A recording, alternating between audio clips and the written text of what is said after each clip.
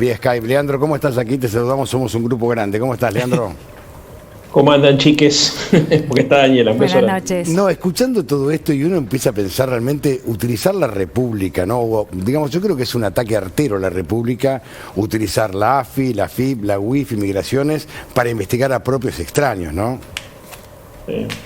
A ver, no es morbo, son dos cosas, es ambición de poder y también es ambición económica, porque la información sirvió para torcerle la voluntad a dirigentes políticos de su propio espacio y también para el intento de quedarse con algunas empresas. O sea, uno no puede desconectar esto de la causa Cuaderno, por ejemplo. Por ejemplo, porque, bueno, una empresa es el combustibles.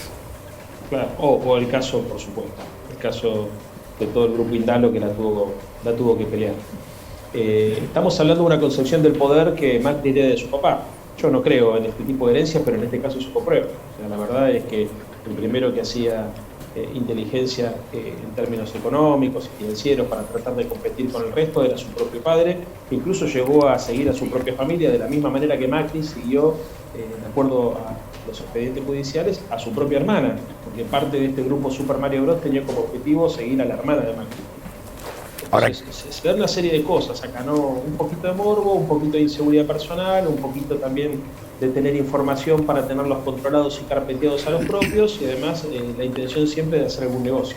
Leandro, ¿y en estos días o por estas horas te ha tocado, bueno, entiendo que es el rol que vos elegís también, a través de las entrevistas, explicar un poco la situación desde lo que es el gobierno de Alberto Fernández, ¿no? Pero bueno, tener que discutir o explicar ciertas cosas que parecen básicas, hubo incluso comparaciones con lo que sucedió en los Estados Unidos, Nixon, el Watergate, bueno, de todo. Pero te pregunto por esta especie de negación de parte del periodismo o invento de una especie de relato, palabra que a ellos les gusta usar, una especie de relato respecto de una embestida contra el periodismo en general, porque así lo muestran. ¿Qué pensás sobre esto?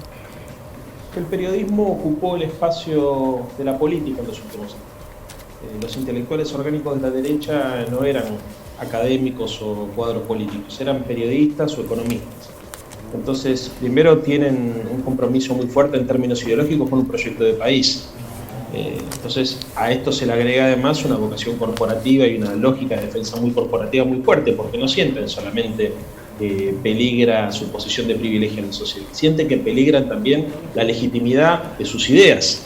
Si alguno de los portavoces de las ideas que construyeron el consenso social para aplicar las políticas neoliberales queda desnudo frente a la opinión pública, tal vez corran el riesgo de que un sector de la sociedad que les creyó se den cuenta que en realidad formaban parte de un dispositivo de manipulación. Entonces creo que hay una mezcla de factores que explican el porqué de este comportamiento. Entre otras cosas, la defensa de un modelo de país que obviamente es elitista, excluyente y que parte de la premisa de que tienen que mandar son siempre los mismos. Que cualquier proyecto alternativo que ponga en jaque el status quo, que ponga en jaque la idea vertical del poder, los incomoda. Así que un poco lo sienten también como la defensa de esa concepción elitista y privilegiada de la vida. Ahora, también muchos periodistas, Leandro, tomaban como algo, naturalizaron que había una mesa judicial, que el AFI, la FIP, la UIF, las migraciones, que Garabano les daba información o recibía información, o entre todos elegían qué juez iba y quién no iba. Realmente se ha naturalizado en los medios, por lo menos durante 4 años, una situación de un ataque a la República tremendo. Tanto que hablan de República, esto es un ataque artero a la República. Claramente. Mira, Gaita, lo que pasa, acá hay dos cosas. Primero, hay una cuota de cinismo sin la cual hubiese sido imposible llevar adelante el proyecto de país que está todo lleno, ¿no? Porque ellos lograron convencer a un sector de la sociedad que los vote para llevar adelante un ajuste brutal. O sea, si no lo construís con cinismo, eso, ¿cómo conseguís que las víctimas del proyecto de país te acompañen? Y esto lo hicieron bien. Y en segundo lugar, el poder es cálido. El poder real es cálido. Te sentís cuidado dentro de las lógicas y de las reglas del poder real. Entonces, tener amigos poderosos te da información, te da impunidad, te permite, entre otras cosas, moverte en algunos lugares donde la gente común no accede, y ellos han cuidado un poco de esa lógica. Son parte del establishment. El establishment funciona con una lógica distinta a la que funcionamos en el común de los mortales. La gente del establishment no va al Chile a hacer compras. La gente que forma parte del establishment no se informa por los diarios. Es más, la mayoría de ellos hacen gala de no leer los diarios, porque los escriben. Y me parece que esa comodidad les ha gustado mucho, se encontraron como que por primera vez en mucho tiempo habían logrado poner un presidente que los entendía, que hablaba su mismo lenguaje, y lo defendieron. Y ahora lo que están tratando de hacer es tratar de borrar los rastros de ese camino de manipulación de la opinión pública y de construcción de legitimidad de un proyecto social, económico y político excluyente. Entonces encuentran una excusa para broquelarse todos, y en realidad no es solamente que están defendiendo a uno o a dos periodistas, están defendiendo una concepción, una lógica, una mirada de cómo debe funcionar el poder, donde obviamente hay algunas cosas que tienen que permanecer ocultas para ser eficientes. Leandro, ¿cómo estás? Juan Amorín te saluda. Juan.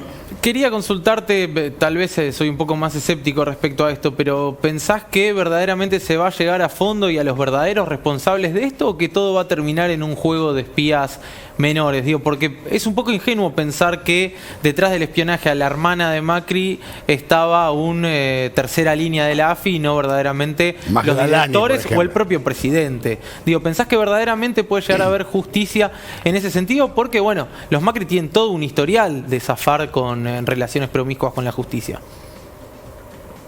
La verdad, yo también soy escéptico, porque además no creo que sea solamente la defensa de los Macri, como les estoy diciendo hace 5 minutos. Creo que es la lógica de un sistema la que se defiende acá. El poder para operar necesita condiciones que van a contramano de esto que está pasando ahora. Yo creo que ellos van a apostar a tratar de instalar la idea de la revancha. Van a convencer a su gente que en realidad lo que está sucediendo acá es que Cristina se quiere vengar por la humillación en la cual la sometieron. En segundo lugar, creo que van a tratar de confundir y van a tratar de que este tipo de cosas queden en el olvido como un recuerdo así lejano, digamos. Pero nosotros vamos a tener que insistir, porque a ver, esto, ¿de qué se trata? Esto no se trata solamente de una red de espionaje, se trata de tratar de mostrar cómo funciona el poder. O sea, lo que nosotros tenemos que hacer, por lo menos los militantes políticos, después la justicia tiene una tarea que es la de investigar si se violó o no la ley o si se violaron o no algunas normas específicas. Pero nuestra tarea, a diferencia de la tarea de la justicia, consiste en poder diseccionar el poder para mostrarle a la gente cómo funciona realmente, porque si no va a ser muy difícil dar batallas estructurales. A mí lo que me preocupa es que se entienda cómo se construye la opinión pública, lo que me preocupa es que se entienda cómo se pone un presidente, cómo consiguen que un sistema de ideas que va en contra de los intereses de las mayorías puedan lograr mayorías electorales. Me preocupa que logremos mostrar por qué son siempre los mismos los que mandan y cuáles son las formas de mandar.